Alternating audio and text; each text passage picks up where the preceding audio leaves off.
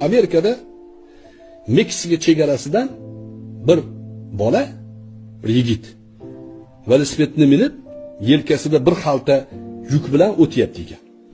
Politsiya to'xtatdi. Nima bor xaltada? Qum debdi. Tushir, xaltani olsa qum.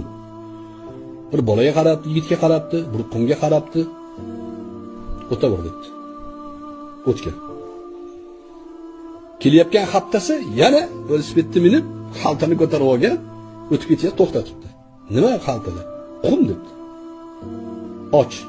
Ochsa yana qum. Bir qumga qararmish, bir yigitga qararmish. Va o'taver. Kelasi hafta yana velosipedda o'tyapti. Yelkasida bir hafta qum.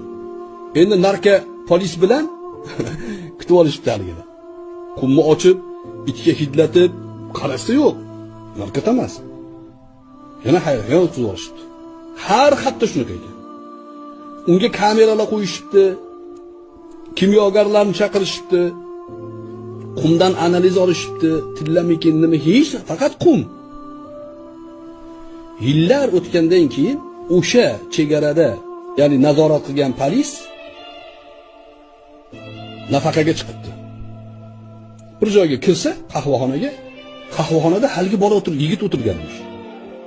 Oldiga borib aytibdiki, "Men debdi ishdan ketdim" dedi. "Senga zarar bermayman. Menga to'g'risini ayt. O'sha seni shu qilgan ishingni tagini topolmay, yechimini bilolmay, uyqularim qochib ketadi. To'g'risini ayt. Meksikadan nima olib qochayotgan eding?"